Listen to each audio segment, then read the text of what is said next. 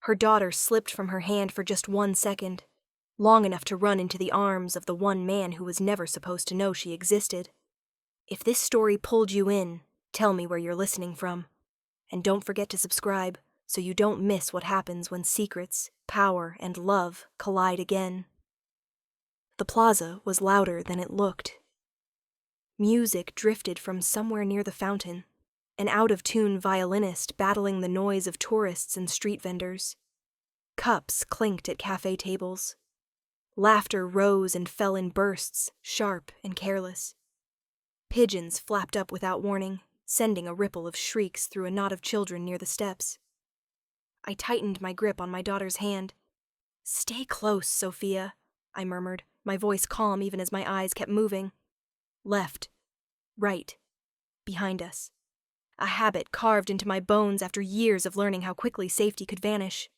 She nodded, curls bouncing against her pink jacket, her free hand wrapped around a half-eaten pastry that left sugar on everything she touched. She was 5, old enough to think she was independent. Too young to understand how easily a crowd could swallow her whole. This plaza had felt safe when we arrived. It always did at first. Bright afternoon sun, families with strollers, elderly couples feeding pigeons, tourists more interested in photographs than people. I'd chosen it carefully. Open space, plenty of exits, nothing narrow or shadowed. A place where no one stood out, including us. For the past 4 years, that had been my only goal, to be unremarkable. Just another mother, just another child. No past clinging to us, no eyes lingering too long, no names that meant anything. We crossed slowly, weaving between people, and I let myself breathe, just a little. Enough to notice Sophia humming to herself, swinging our joined hands gently. "Mama," she said, tugging once, "can we watch the bubbles?" Ahead, a man was dipping a hoop into a basin of soap, lifting it high. Giant iridescent bubbles floated into the air, catching sunlight in impossible colors. Children chased them, squealing with delight. "Just a minute," I said. "We'll watch as we pass." I glanced down at my bag, checking. Wallet, phone, keys. Instinctive. Automatic. That was my mistake. 1 second. Just one. My fingers tightened around leather instead of small, warm skin. "Mama..." Sophia's voice lifted, surprised, delighted. I looked up. Her hand slipped free as easily as breath. "Sophia, wait!" She was already moving. Not toward the bubbles, not toward the children. She ran straight across the open stone plaza, pink jacket flashing between bodies. Her curls bounced as she laughed, chasing something only she could see. My heart slammed against my ribs. "Sophia!" I shouted, panic slicing through my chest as I shoved past a pair of tourists. "Stop!" She didn't. She never did when something caught her attention like that. And then I saw where she was going. At the far edge of the plaza, near the cafe shaded by dark umbrellas, stood a man who did not belong.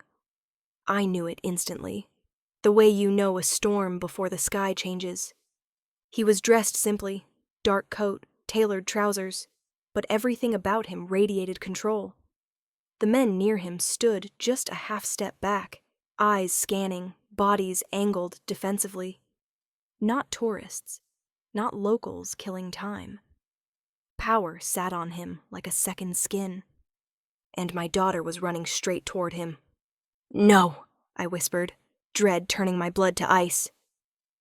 The man turned at the sound of her laughter. Time fractured. He saw her. Really saw her. His posture changed, attention snapping fully into place just as Sophia skidded to a stop in front of him, nearly tripping over her own feet.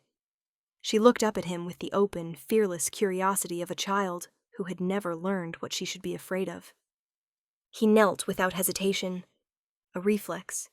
His eyes met hers, and something in his face, hard, composed, dangerous, broke. The world seemed to go very quiet. I froze several steps away, air locked in my lungs, because I recognized that look.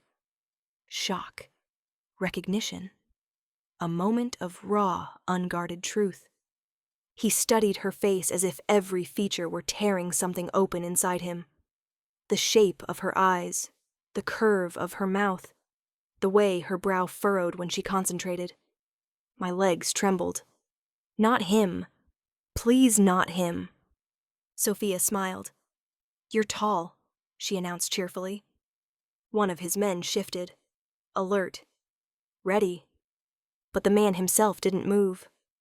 Slowly, carefully, as if afraid she might vanish, he lifted a hand and brushed a curl away from her forehead. My heart stopped, because in that gesture, gentle, reverent, I knew. He knew. And now the secret I had protected with every mile, every sleepless night, every choice made in fear, was standing between us in a sunlit plaza, holding my daughter's gaze. I moved too late. That was the truth that would haunt me. The half-second where instinct screamed and my body didn't obey fast enough. Sophia's fingers slid from mine, warm to empty, and suddenly the plaza felt impossibly vast, every sound stretching, warping, like I was underwater. "Sophia!" My voice cracked through the crowd, sharp with panic. Heads turned. Someone laughed, mistaking fear for a mother's impatience. Another body stepped into my path, blocking my line of sight for one sickening heartbeat. When I cleared them, she was already 10 steps away. Small feet, pink shoes flashing against pale stone, moving with the reckless confidence of a child who had never been punished by the world for curiosity. She wasn't looking back at me. She was looking ahead, toward him. The man stood near the cafe's edge, half-shaded, half-lit. He didn't look like a hero. There was no warmth in his posture, no softness in the way he occupied space. He didn't smile. He didn't fidget. He didn't blend. The space bent around him. People didn't realize they were doing it, but they gave him a wider berth without understanding why. Chairs angled away. A waiter paused mid-step. Even the street musician's tune faltered for just a beat, like the air itself had drawn a careful breath. Men like him didn't exist quietly. They didn't need to raise their voices or flash weapons. Authority clung to them, invisible and absolute, the kind that wasn't given, only taken. And my daughter was running straight toward him. "No, no, no!" I whispered, pushing harder through the crowd, panic clawing its way up my throat. My bag slipped from my shoulder and banged against my hip, forgotten. This couldn't be happening. Not here, not now. I'd been careful, meticulous. I'd chosen this city because it wasn't ours. This plaza because it was open and loud and anonymous. I told myself that years had passed, that old ghosts didn't haunt sunlit places, filled with laughter and bubbles and crumbs of pastry on children's hands. That was the lie. Because the second I saw his profile, sharp, unforgiving, unmistakable, I knew exactly who he was. And more importantly, what he was. Men like him didn't belong in daylight unless they owned it. Sophia skidded to a stop in front of him, breathless and delighted. She tipped her head back to look up at him, curls bouncing, eyes bright. I stopped dead. My chest locked. If I screamed her name again, I'd draw attention. If I rushed him, I'd make things worse. Every instinct warred with every other. Time stretched thin. The man's gaze dropped to my daughter, then sharpened. Not with irritation, not with amusement, but with sudden, total focus. As if everything else had ceased to exist. He knelt. The simple movement hit me harder than if he'd stood tall. It wasn't cautious. It wasn't uncertain. It was instinct. Like his body recognized something before his mind allowed it. My fingers dug into my palms. No, no, no, no. Sophia smiled at him, utterly unafraid. "You're very tall," she said, her accent lilting, careless. "Do you know where the bubbles went?" One of the men behind him shifted, hand twitching near his jacket. alert, protective, trained. But the man in front of her, him, lifted one hand slowly, palm open, showing her he meant no harm. That gentleness shattered me, because I had once loved those hands. I knew exactly how dangerous they were. He studied her face with an intensity that bordered on reverence. His breath changed. I saw it, the tight inhale, the moment his control faltered. Recognition sparked. Bright, immediate, devastating. His jaw tightened as though he'd been struck. I couldn't move. I couldn't breathe. Because in that single frozen second, I understood something terrible and irreversible. This wasn't a misunderstanding. This wasn't coincidence. This was blood calling to blood. The worst possible person. Not because he would hurt her, no. Because he wouldn't. Because he would claim her. And I had spent years running to make sure that moment never came. Sophia laughed softly, reaching out as if she might touch his face, and the man swallowed hard, his eyes never leaving hers. Behind him, the world seemed to rearrange itself. Men scanning the plaza, subtle movements rippling outward like a silent alarm. I finally found my voice. Sophia. Soft, controlled. Every ounce of terror forced down. Her head turned slightly. "Mama!" she chirped, waving happily, as if she hadn't just detonated my life. The man's eyes lifted. They found me. And in them I saw the precise second he understood. Not just who she was, but who I was. And that I had never made it as far away as I'd believed. He didn't remember deciding to kneel. His body simply did it, as if some buried instinct had surged to the surface and taken control before reason could interfere. One moment he was standing, aware of the crowd, of the men at his back, of the habitual calculations that never stopped running, and the next he was level with her, the stone of the plaza cool beneath one knee. The noise fell away, not literally. The plaza remained alive with sound, music, footsteps, voices, but inside him, something went utterly, terrifyingly quiet.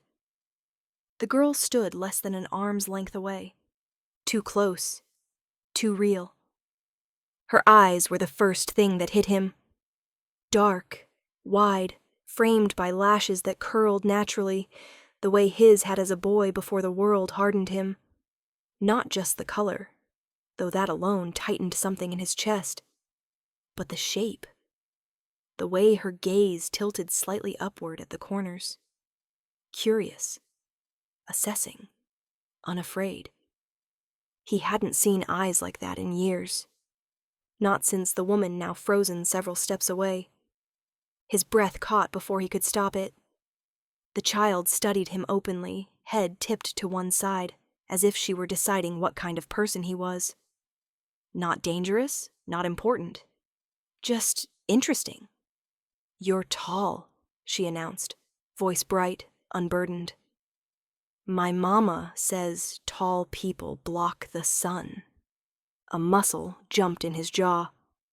Her accent was soft, touched by the place she'd grown up, but there was something else underneath it. A cadence that scraped against old memories, against late nights, and whispered words and a voice that once said his name like it meant something fragile. He flexed his fingers slowly, deliberately keeping them where she could see them.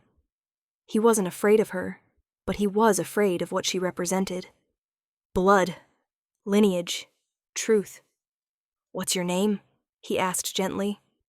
The gentleness surprised even him. "Lena," she said proudly. "I'm 5, almost 6. Mama says numbers matter." His chest tightened. 5. The math landed instantly, brutally. 5 years. He swallowed, the movement barely contained. His gaze traced her face without permission. Her nose, small and straight. Her mouth with that slight asymmetry he knew far too well. Even the frown that flickered briefly when she studied him mirrored his own expressions, captured in old photographs he no longer allowed himself to keep. This wasn't coincidence. This was undeniable. He had spent years believing the past was sealed. That chapter closed by betrayal, silence, disappearance. He'd told himself she'd left because she wanted nothing of him. No part of his world. No trace of his name. No ties. He had told himself there was no child. Had convinced himself it was better that way. Lena leaned forward a little, unbothered by the storm detonating behind his eyes. "Are you sad?" she asked, brow knitting with genuine concern. The question was so small, so human. It nearly broke him. "No," he said quietly, though it was a lie. "Just thinking." She nodded solemnly, accepting this answer as sufficient. Children always did. She glanced past him at the men behind, then back again. "You have a lot of friends," she observed. A flicker of amusement cut through his shock despite himself. Something like that. Behind him, he felt the shift before he saw it, the tightening perimeter, the subtle repositioning of his men, who now scanned the plaza with renewed alertness. They had noticed the change in him. They always did. But none of them interfered. Because whatever this was, they understood instinctively. It was not a threat to be neutralized. It was a moment to be protected. Then her voice broke the fragile stillness. "Mama!" He followed her gaze. The woman stood rigid, face drained of color, eyes wide with a fear that sliced deeper than hostility ever could. Her hand hovered in the air, fingers half curled, as if she'd forgotten how to reach. Their eyes met, and his world stopped. The plaza snapped back into focus, but he barely registered it. All he could see was her. Older, thinner perhaps, tension carved into places that hadn't existed before, but unmistakably the same woman who had once unraveled him completely. The same eyes. The same defiance barely holding the fear at bay. In that instant, everything aligned. The child, the eyes, the timing, the silence that had haunted him for years. His gaze dropped back to Lena, then returned to the woman. Slow, deliberate. Understanding settled in his bones like a verdict. She hadn't just left. She had taken something irreplaceable with her, and now, kneeling in the middle of a crowded plaza, staring into his own blood, made small and innocent and alive before him. He knew one thing with absolute clarity. Nothing in his world would ever be the same again. I didn't remember deciding to move. My body did it for me, panic shredding whatever careful restraint I'd learned over the years. The plaza blurred as I crossed the remaining distance, my heartbeat roaring so loudly in my ears that it drowned out everything else. Every instinct screamed run, grab her, disappear. But there was nowhere left to go. "Lena," I started, my voice tight, then softened it instantly, forcing calm I did not feel. "Come here, sweetheart." She turned her head toward me, smile bright, utterly unaware that the world beneath her feet had shifted on its axis. "Mama!" she said. The word cut through the air like glass. It wasn't shouted. It wasn't dramatic. Just a simple, unquestioned truth spoken in a child's clear voice. "Mama." I saw it hit him. Not like anger. Not like accusation. Like recognition. The Mafia boss, because there was no use pretending he was anything else, went utterly still. The faint tension that had lived coiled in his shoulders hardened, then fractured, as if that single word had cracked something ancient and sealed. His gaze snapped back to me, fully, not assessing, not calculating, knowing. I skidded to a stop just behind my daughter, breath ragged, hands trembling as I reached for her shoulders. The moment my fingers touched her jacket, relief and terror collided so violently my vision swam. "I told you to stay close," I whispered, crouching slightly, my forehead nearly brushing her curls. "You scared me." "I just wanted to ask him about Bubbles," she said apologetically, then looked back at him. "He doesn't know where they went." My fingers tightened. "I'm sure he doesn't," I said quickly. I straightened, placing myself squarely between them without quite turning my back on him. A ridiculous gesture, really. As if my body could shield her from a man whose presence rewrote rooms. For a heartbeat, none of us moved. Then I felt it. His attention shifted, not toward Lena, but through me, around me, past me, toward memory.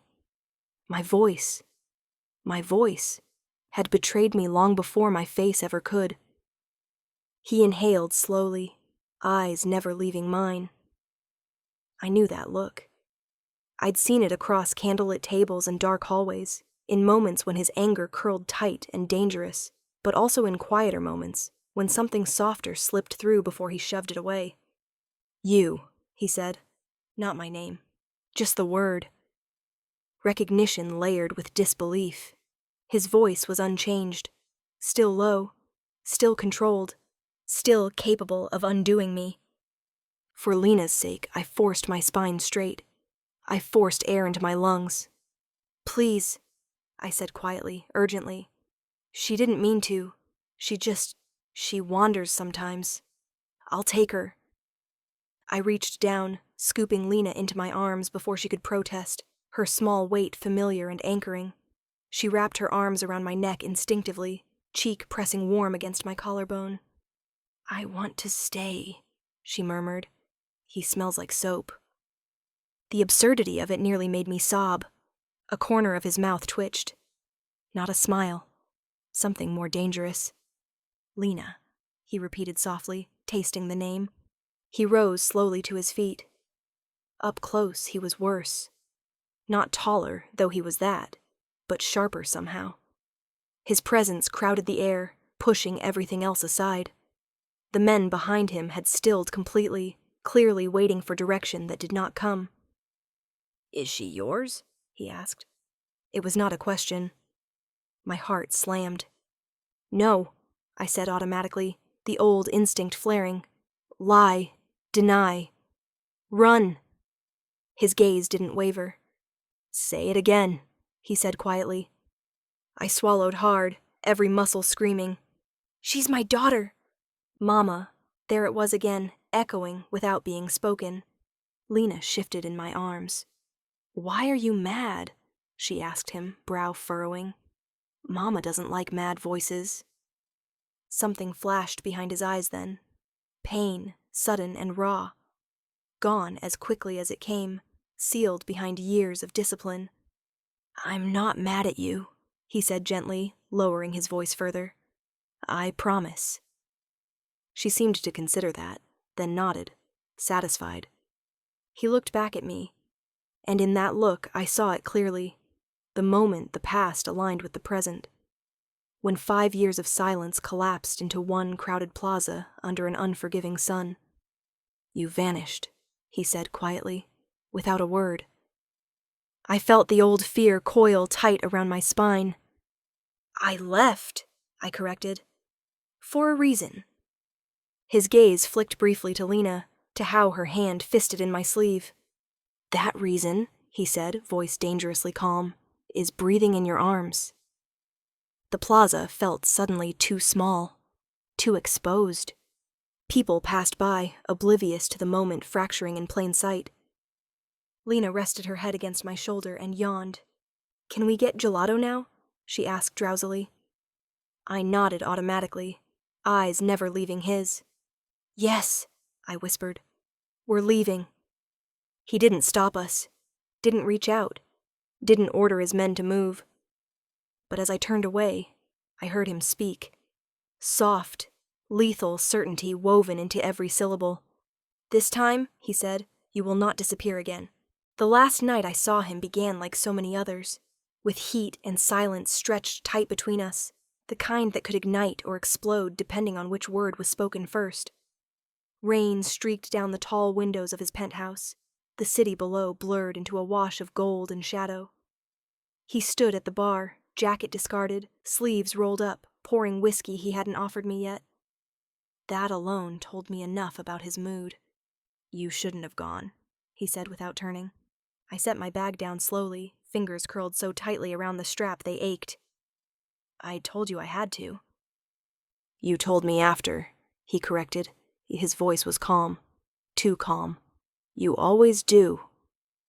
I moved closer, drawn to him in ways I hated even then. We were fire and fracture, passion braided with damage, neither of us willing to step back first. It was one night, I said. A business dinner. You don't get to control where I go. He turned then, dark eyes sharp, assessing, painfully familiar. I control my world. If you're in it, you're affected by it. And that, I shot back, is exactly the problem. The argument spiraled the way it always did. Too fast, too intense, words sharpened by fear neither of us named. He accused me of keeping secrets. I accused him of treating people like assets. We circled each other like predators who knew each other's weak spots too well. Then, as always, anger gave way to gravity. His hand found my wrist. My breath caught. The world narrowed to heat and proximity, and the dangerous comfort of being seen so completely. We didn't resolve anything that night. We never did. Later, wrapped in sheets that smelled like him, his arm heavy around my waist, I lay awake staring at the ceiling while his breathing evened out beside me. The city hummed beyond the glass. Somewhere far below, sirens wailed. This was the moment I understood something essential and terrifying. Loving him meant surrendering. Not in words, in inches, in choices, in pieces of myself I would never get back. The nausea came the next morning. At first I blamed stress, lack of sleep, too much wine. It wasn't until the third time I barely made it to the bathroom that the truth settled cold and undeniable in my chest.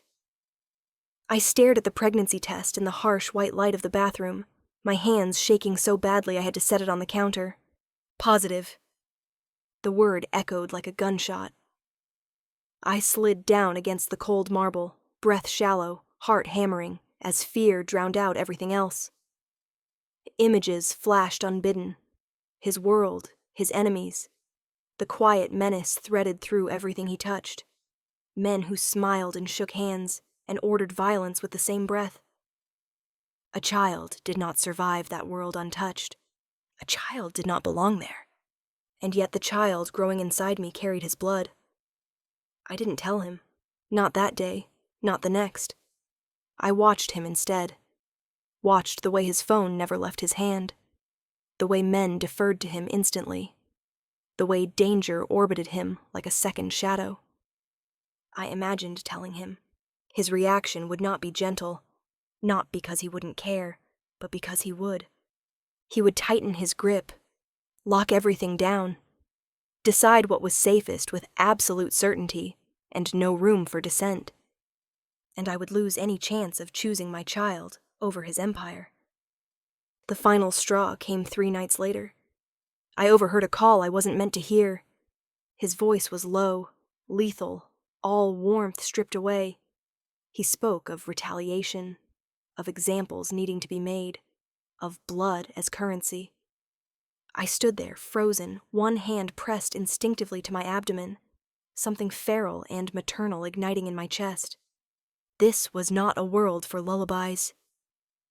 When he came to bed afterward, I pretended to sleep. His hand rested over my stomach without knowing what it guarded.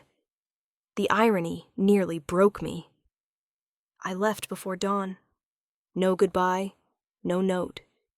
I packed only what I could carry. Documents, cash I'd siphoned away quietly over months I hadn't understood were preparation. Clothes that could disappear into anonymity.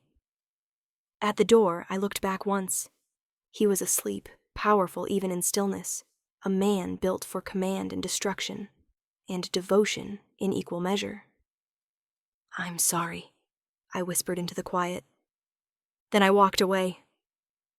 By the time the sun rose, I was already gone, vanishing into a world small enough to hide a secret and large enough to raise a child far from his shadow. I told myself it was survival, for me, for her, and for 5 years I believed it was enough. The night that sealed my silence didn't arrive with shouting or slammed doors. It arrived quietly, Too quietly. I was sitting on the edge of the bed in the small apartment I'd rented under a name no one traced back to me yet. The window cracked open to let in cool air that smelled faintly of rain and stone. The city outside was unfamiliar, intentionally so. Smaller streets, fewer cameras, less light. I was still learning how to live without his gravity pulling at every decision. The pregnancy test lay on the sink where I'd left it hours earlier, like it might accuse me if I picked it up again. 2 pink lines. Unapologetic, permanent. I pressed a hand to my stomach. Nothing had changed, and everything had. The television murmured quietly in the background, some late-night news program I wasn't listening to. My phone buzzed beside me on the bed, the sound slicing through my thoughts. A message. Unknown number. I shouldn't have opened it. But curiosity has always been my weakness. Just a string of characters at first. An address. A time. Then another message followed. You're lucky you left when you did. My stomach dropped. I stood slowly, skin prickling as unease crept up my spine. I typed back with trembling fingers. Who is this? The reply was instant. Someone who knows what his world costs. I stared at the screen, breath shallow. Another message appeared before I could respond. A shipment was intercepted tonight. Someone talked. He handled it himself. My heart began to race. Handled it how? I typed, though I already knew the answer. There was a pause this time, long enough for fear to bloom fully. Then, messily. The news program shifted tone suddenly, the anchor's voice sharpening. Sources confirm 3 men were found dead at a warehouse just outside the port district. Authorities are refusing to comment. I didn't hear the rest. My legs gave out beneath me, and I sat hard on the bed, phone slipping from my grasp. I stared at the television, at the grainy footage of police lights flashing against concrete, yellow tape snapping in the wind. I recognized the place. He'd taken me there once. Told me it would one day be redeveloped. That power was knowing which places were temporary. My hand curled protectively over my stomach. That was when it hit me. Not as fear of him, but fear for what a child born to him would inherit. A target on their back before they ever drew breath. Enemies who would not hesitate. Allies who would one day demand loyalty paid in blood. And a father who loved with possession as much as passion. My phone buzzed again. He's furious tonight, the stranger wrote. More than usual. You were smart to disappear. I powered the phone off entirely. Then I went to the bathroom and threw up until there was nothing left but shaking and resolve. Later, when dawn broke and pale light crept into the apartment, I stood barefoot on cold tile, staring down at the pregnancy test again. It felt heavier now, as if it carried weight beyond plastic. I will keep you safe, I whispered to the empty room. The vow wasn't poetic. It was a promise carved into bone. I knew then that telling him wasn't an option. Not because he wouldn't protect his child, but because his protection was violent, absolute, and visible. A spotlight. I needed shadows. I moved again within the week. Changed cities, changed hair, changed routines. Learned how to fold my existence small enough that it didn't draw attention. When my daughter was born, I didn't give her his last name. I gave her mine. I watched her sleep in those early days, her tiny chest rising and falling, her face peaceful and unmarked by the war she'd escaped simply by not being known. There were nights I cried myself hoarse, wondering if I'd done the right thing. Nights I imagined him finding us anyway. Nights I replayed what might have happened if I'd stayed, if I'd told him. But then I remembered the blood on concrete, the casual way death wove itself into his world, the way power was enforced, not questioned. And every time doubt crept in, I placed my hand over my daughter's heart and reminded myself, love doesn't always look like staying. Sometimes it looks like disappearing. And I would choose that over everything. Again and again, until the day it was no longer enough. Until the day a crowded plaza stole that choice from me. The plaza kept breathing around us. Tourists laughed. A street musician struck the same familiar chord again and again. A vendor shouted prices in 3 languages, his voice cheerful and oblivious. Life continued at a pace that felt obscene, considering the thin line of tension stretched so tight between us, it felt like it might snap at any second. I held Lena closer than necessary, my arms forming a barrier no one could see but me. He stood a few feet away, hands loose at his sides, posture deceptively relaxed. Only I knew how much control that stillness required of him. He was never more dangerous than when he looked like he had all the time in the world. "You vanished," he said again, quietly enough that no one nearby could hear. "For 5 years. "Lower your voice," I replied just as softly. "You're already drawing attention." A muscle jumped in his jaw. "You took my child." The word "my" landed heavy. "She wasn't your child," I said, each syllable measured. "Not then. Not when I left."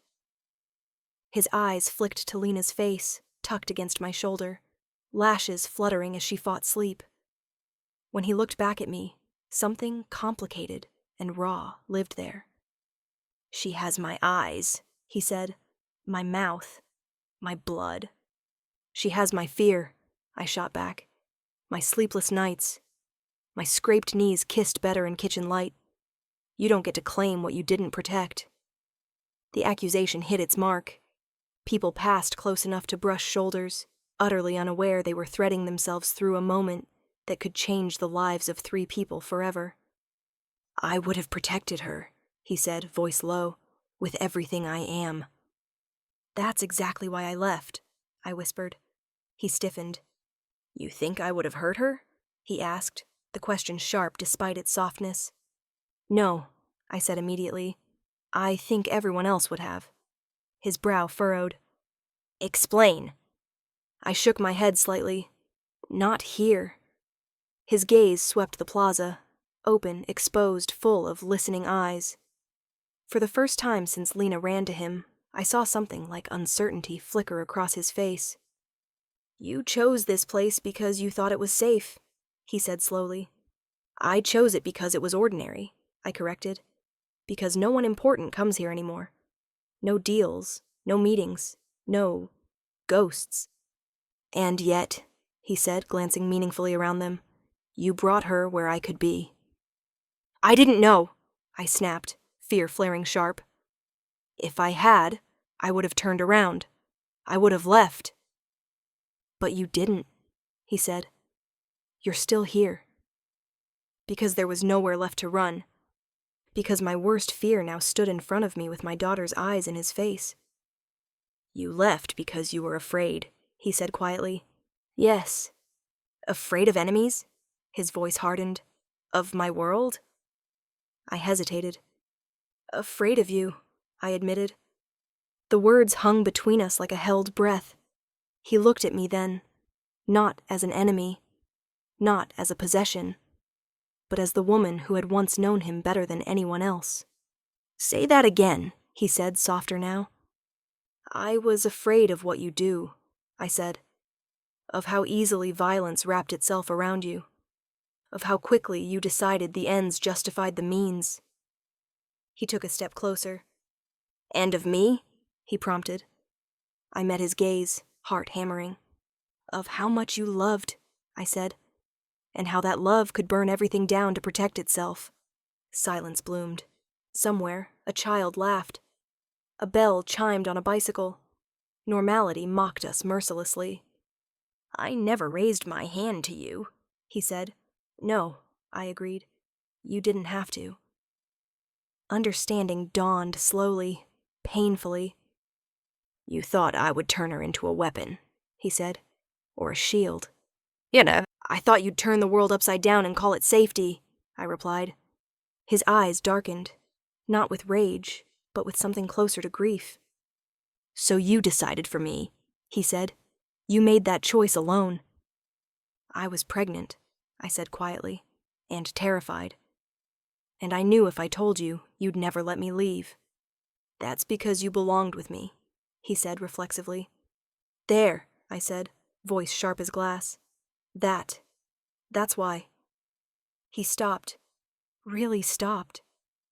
The plaza noise swelled around us, but the space between us felt suddenly small and intimate, crowded with everything we never said. You didn't stop loving me, he said slowly. No, I admitted, tears burning behind my eyes. I didn't. And yet you ran. I survived, I corrected. And I kept her alive. His gaze flicked to Lena again. Something in his expression softened, cracked. She ran to me, he said quietly. Not away. That scared me more than any threat ever could. Let us go, I said softly. Just let us leave. His eyes met mine. For a long, unbearable moment, I didn't know which way he would lean. Then he exhaled slowly. This conversation isn't finished, he said. But not here. Not where she can hear us, even if she thinks she's asleep. I tightened my grip on Lena. And then what? I asked. Then, he said, voice controlled, eyes never leaving his daughter. We talk like people who share something that cannot be undone. The plaza kept breathing, but the world had already shifted. Lena woke fully about halfway through a gelato she was never supposed to have. I'd caved the moment her forehead relaxed against my neck, the faint warmth of fever finally gone, replaced by the steady weight of sleep. I told myself it was sugar therapy, emergency parenting, survival. He hadn't gone far. He stood a few meters away, pretending to study the facade of an old building like a tourist with time to kill, though I could see the way the space bent subtly around him.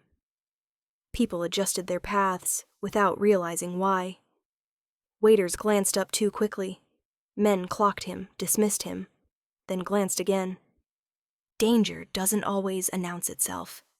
Sometimes it simply exists, and everything else makes room. When Lena stirred, she lifted her head and blinked, curls sticking to her cheeks. Mama, she mumbled. Then, as if remembering something important, her eyes lit up. The Bubble Man! Before I could react, she wriggled out of my arms and slid off my hip, landing on her feet with determined balance.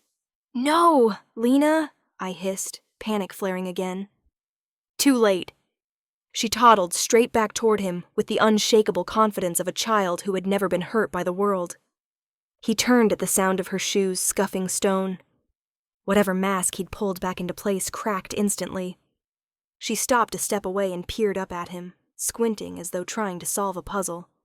You're tall, she informed him seriously. A faint huff of amusement escaped him before he could stop it. So I've been told. She studied his suit next, the watch at his wrist, then his face again. You look like me, she said plainly. I froze. So did he. He crouched slowly, so they were eye level, movements careful, as if approaching something fragile and unarmed for the first time in years. Do I? He asked gently. She nodded. Same eyes. Mama says I got them from nowhere. Something broke behind his gaze. I don't think that's true, he said softly. She frowned. Mama doesn't lie. He glanced up at me briefly, not accusing, just searching. I'm sure she doesn't, he murmured. Lena seemed satisfied with that answer and promptly sat down on the stone beside him, legs swinging. What's your name? She asked. He hesitated. Names have power. He knew that. He lived by that. When he spoke, his voice was quieter than I'd ever heard it. It's Alessandro, he said. She considered. That's long. He smiled. Actually smiled. Not sharp. Not cold. Real. You can call me Sandro, he offered. Her face brightened. That's better. I watched, stunned, as she scooted closer to him without a second thought, showing him her melting gelato like it was the most important artifact in the world. It's pink, she explained, but it was bigger. He nodded solemnly. Tragic. She giggled. The sound hit him like a punch. I saw it in the way his shoulders shifted, like he'd braced for something and been hit somewhere far softer instead. Laughter hadn't survived long in his world. Children changed the rules simply by existing. "What do you do?" she asked him. I opened my mouth, ready to interrupt, to redirect. He answered before I could. "I work too much," he said honestly. She nodded as if this explained everything. "Mama works a lot too, but she sings." "I do?" I blurted. "Yes," Lena said, as if this were obvious. "Badly." He laughed under his breath. "She's honest," he said. I should have stopped it. Should have pulled Lena back, built the wall again. But I couldn't move. Because something was happening right in front of me. Something irreversible.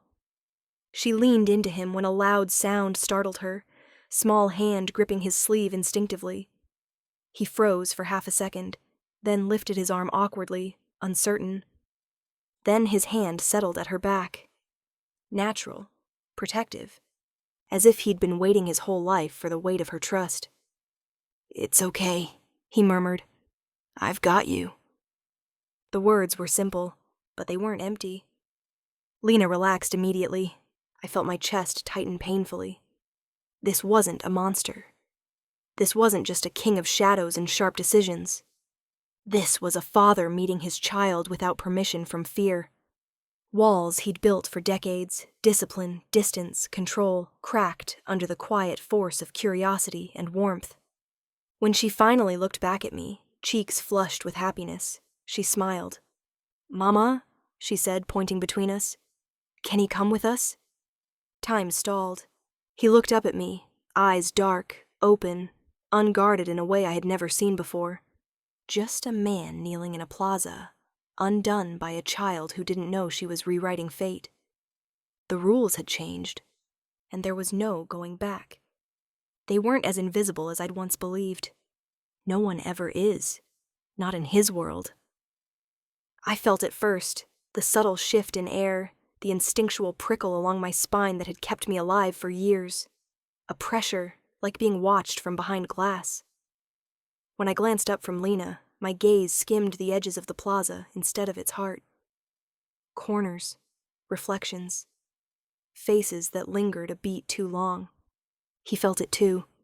The warmth in his expression faded, almost imperceptibly, replaced by a sharpened awareness I knew well.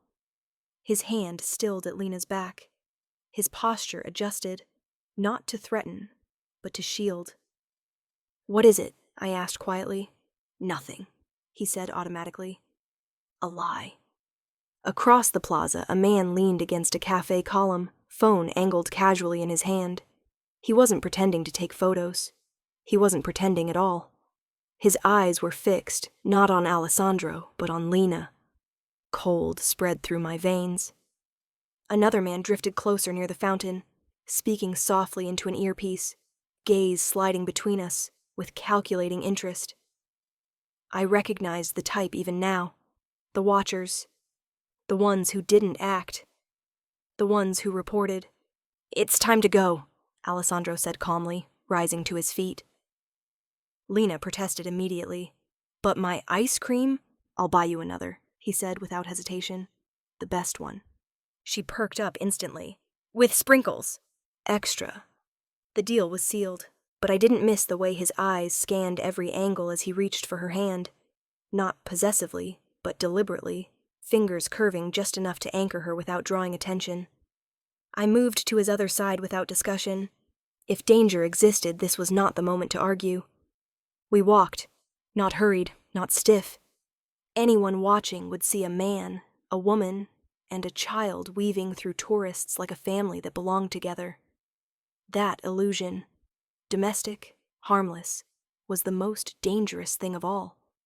Because men like Alessandro were not supposed to have soft edges, and enemies noticed. Whispers moved faster than bodies ever could. A powerful man spotted with a child who shared his face. A woman from his past resurfacing from nowhere. A moment of unguarded affection caught on a phone lens before discipline snapped back into place. One rumor becomes 10. 10 become confirmation. By the time we reached the narrow street beyond the plaza, the city already knew. "Someone saw," I murmured, breath shallow. "Yes," he said calmly. "Several someones." "What does that mean?" I asked, though dread curled in my stomach like I already knew. "It means," he said, voice low and controlled, "that plans will change." Lena skipped between us, blissfully unaware. She hummed a tuneless song, swing-stepping on uneven cobblestones, trust radiant and uncomplicated. That trust was a beacon. "Alessandro," I said quietly, using his name deliberately. "You can't let this become her life." He stopped walking, turned to face me fully. The air felt suddenly heavy. The narrow street closing in, old stone walls listening. "This is exactly why you should have told me," he said, not angry, certain. "So I could have prepared." "I prepared," I shot back, fear edging my voice. "I vanished. I stayed small. I made sure no one knew she existed."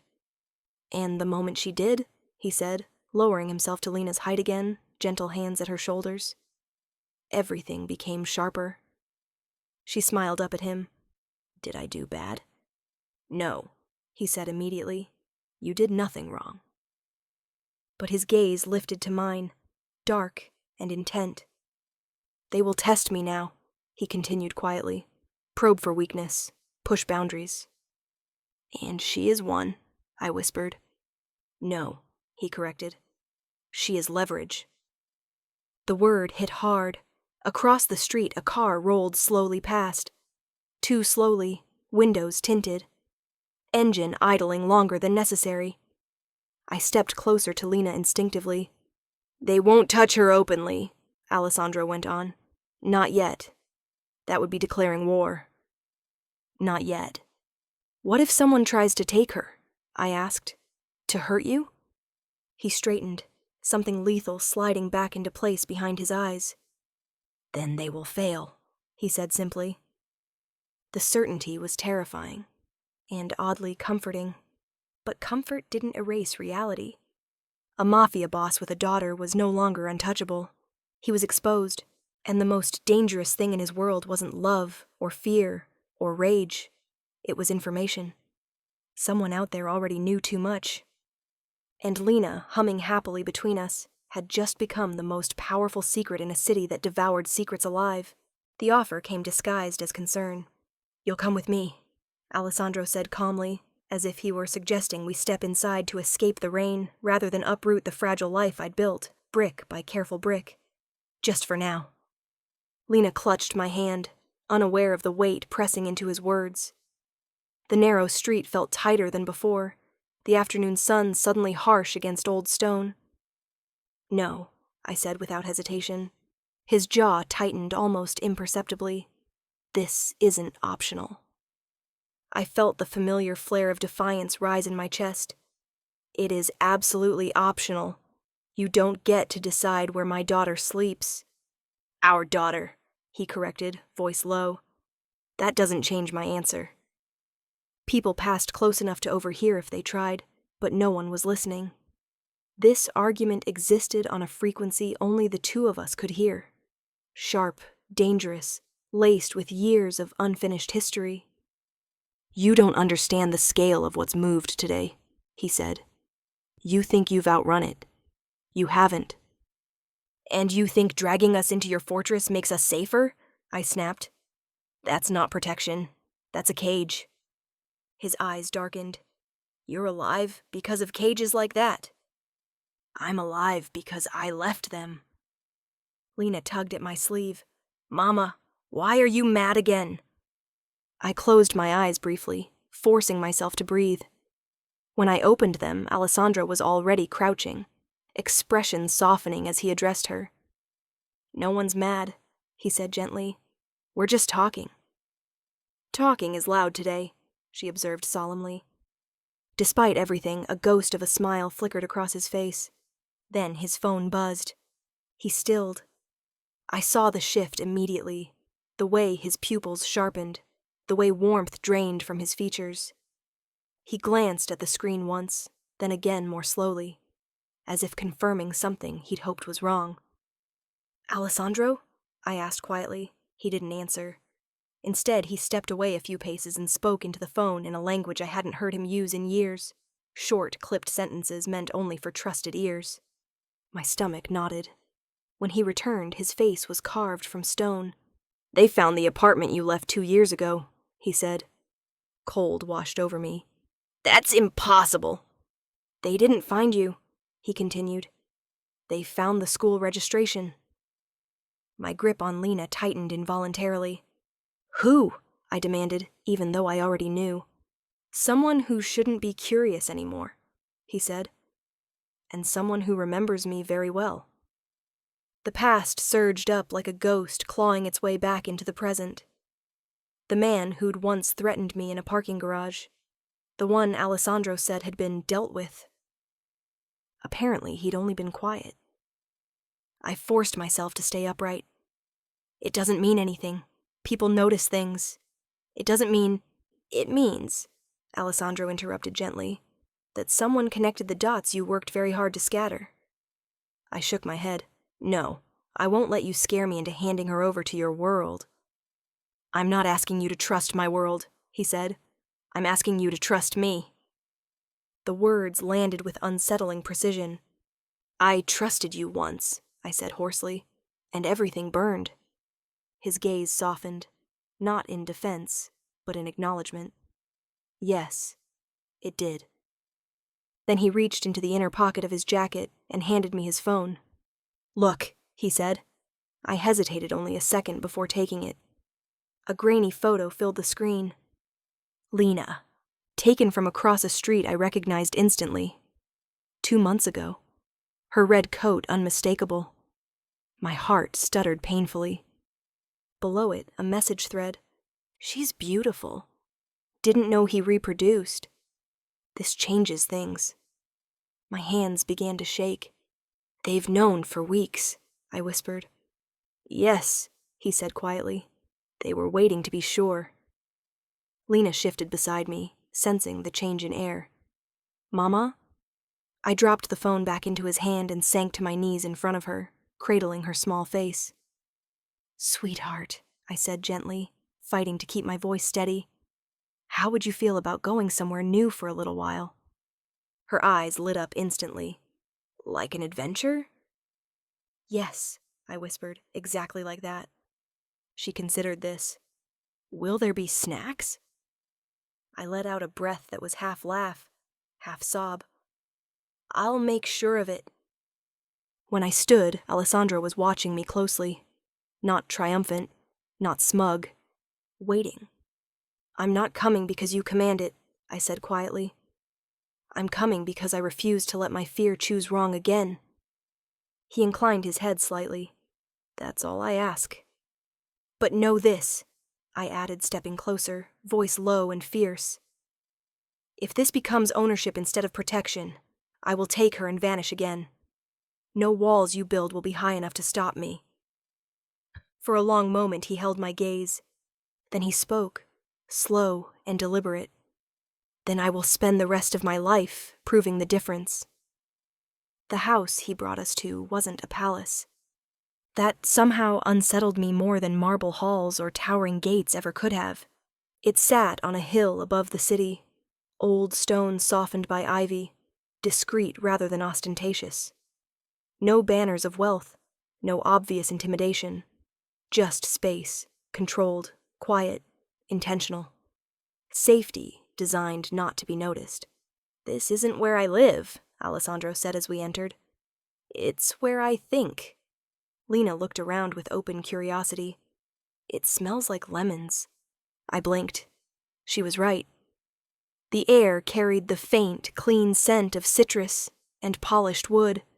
Not smoke, not cologne, not power. He watched her carefully as staff retreated to invisible corners. No hovering, no armed theatrics. I caught small decisions being made in real time, subtle gestures, quiet instructions, people adjusting without ever making Lena feel observed. I didn't miss what that meant. This was restraint. Forced proximity is a strange crucible. It burns lies away quickly, or welds them into something sharper. That night, Lena refused to sleep alone. She usually sleeps with me, I said cautiously. Alessandro nodded. Then she will. No argument, no ego. She curled between us on the wide bed, like it was the most natural thing in the world, one small hand clutching his sleeve as if she'd always known it was safe to do so. I lay awake, staring at the ceiling, acutely aware of his presence inches away, of the careful stillness with which he breathed, afraid, perhaps, to move wrong and fracture this fragile miracle. "She kicks," I murmured quietly. "So I've noticed," he replied just as softly. A pause. "I didn't know," he said. "I know." Another pause, heavier this time. "I would have changed things," he continued, "if you had told me." I believed that, I admitted. That's what terrified me. He turned slightly, propping himself on one elbow to look at her face in the low light. His expression was unguarded, raw in a way I'd never seen during our years together. "For most of my life," he said quietly, "power meant obedience, fear, control, the ability to end things quickly before they became a problem." I swallowed hard. "She changes the equation," he went on. "Every instinct I have tells me to build walls taller, to close ranks, to eliminate variables." "And that," I said, "is exactly what she doesn't need." He met my gaze then. No anger, no challenge, understanding. "She needs softness," I said. "Stability. Routine. A father who listens more than he commands." His jaw tightened. "I don't know how to be that man." "No one does," I said quietly. "You learn by choosing wrong, less often." The days that followed were awkward, beautiful, tense, revelatory. Alessandro struggled to stay out of command mode. I struggled not to interpret every decision as a threat to my autonomy. We collided over mealtimes, bedtime rules, screen limits, discipline. "She shouldn't stay up this late," I said one night. "She hasn't seen the city lights yet," he countered. "It matters. She needs structure. She needs wonder." Lena, of course, listened to none of us. She asked him endless questions, about the scar on his knuckle, about why he didn't smile in photos, about whether he was afraid of the dark. "Yes," he said honestly when she asked that last one. She seemed delighted by this. "Me too. Mama says brave people are just scared people who keep going." I saw something shift inside him then, a truth settling deeper than any threat ever could. Power, redefined. It wasn't the ability to destroy. It was the restraint not to. One afternoon, I watched from the doorway as he sat on the floor with her, wooden blocks scattered everywhere. He didn't correct her crooked towers, didn't rush to fix what she built wrong. When it fell, she laughed. So did he. Not controlled, not careful. Free. Later that evening, he came to find me on the terrace, city lights glowing softly below. "I need to ask you something," he said. I tensed instinctively. "What would make you stay?" he asked. "Not out of fear, not obligation."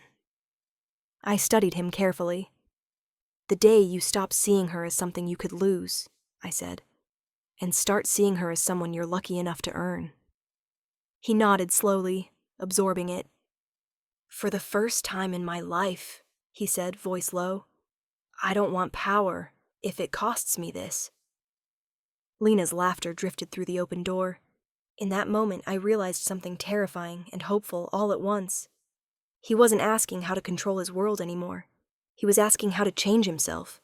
And that was the most powerful choice he could make. Trust doesn't arrive all at once. It crept in quietly, in moments so small they almost went unnoticed. In the way Alessandro let Lena choose her own cereal in the mornings, even when she insisted on mixing 3 kinds together. In the way he stopped giving instructions and started asking questions. In how he listened, really listened, when she told long, wandering stories that went nowhere and everywhere at once. It frightened me more than danger ever had, because danger was familiar. This fragile peace, felt temporary. The message arrived on a morning like any other. Sunlight filtered through sheer curtains. Lena sat cross-legged on the floor, coloring with a concentration so fierce her tongue poked out slightly from the corner of her mouth. Alessandro had stepped out to take a call, his voice low but unhurried, the sound of a man who believed, perhaps foolishly, that we were safe for a moment. My phone buzzed. Unknown number. My chest tightened instantly. I almost didn't open it. Then I did. No greeting, no threat. Just an attachment. My fingers trembled as I downloaded it. Documents bloomed across the screen, bank transfers, relocation authorizations, sealed correspondence. Names I hadn't seen in years. A timestamp that made my breath catch. 5 years ago, the night I vanished. My pulse roared in my ears as I scrolled. A private security firm I didn't recognize. Government-level clearance. Instructions marked confidential. And then one line that stopped my heart cold. Subject relocation approved. Ensure no contact is reestablished. I stared. No contact. Ensure she stayed gone. I sank onto the edge of the bed, the room tilting slightly. I hadn't disappeared alone. Someone had helped. Guided. Closed doors behind me before I even realized they'd existed. Another message followed. You thought you chose exile. You didn't. You were guided out of the game. I felt suddenly nauseous. Who? And why? My mind raced backward, replaying years with new, terrible clarity. The landlord, who didn't ask many questions. The job offer that came too quickly. The false lead Alessandro once mentioned when he'd searched for me and hit nothing but silence. Silence manufactured, carefully curated. My hand went instinctively to my throat as realization settled like a weight. Someone powerful had decided my child would be safer gone. Or perhaps more useful unseen. The door opened softly behind me. Alessandro stopped the moment he saw my face. What happened? He asked quietly. I looked up at him, and for the first time since the plaza, fear, not of his world, but of mine, flooded my chest. I didn't disappear on my own, I said. He crossed the room in 2 strides, crouching in front of me, careful to keep his voice calm. Explain. I handed him the phone, watched his eyes darken as he read. Once, twice, then a 3rd time, slower. When he looked back at me, something dangerous had shifted. Not rage, not violence. Clarity. Someone played us both, he said. They made sure you didn't find me, I whispered, and that I stayed afraid. And they let me believe you chose to vanish, he finished. Lena laughed from the other room. The sound cut through the tension like a blade.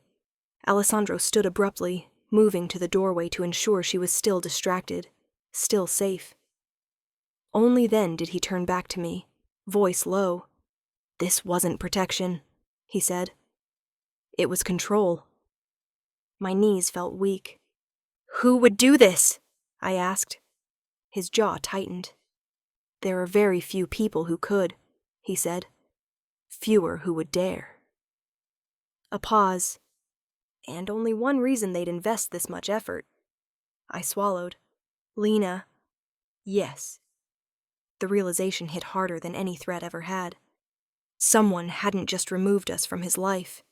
They'd positioned us. Hidden. Waiting. You're saying this isn't over, I whispered. No, he said firmly. I'm saying this has just been revealed. He knelt in front of me again, grounding, solid, eyes fierce, not with possession, but resolve. You didn't run, he said. You were pushed. Tears burned behind my eyes. And now? I asked. Now he didn't hesitate. Now, he said, we find out who thought they had the right to decide the lives of my family. Family? The word settled quietly, but irrevocably, between us. And somewhere far beyond the walls we stood in, a secret that had waited 5 years finally realized it had been seen. And it would not stay quiet much longer.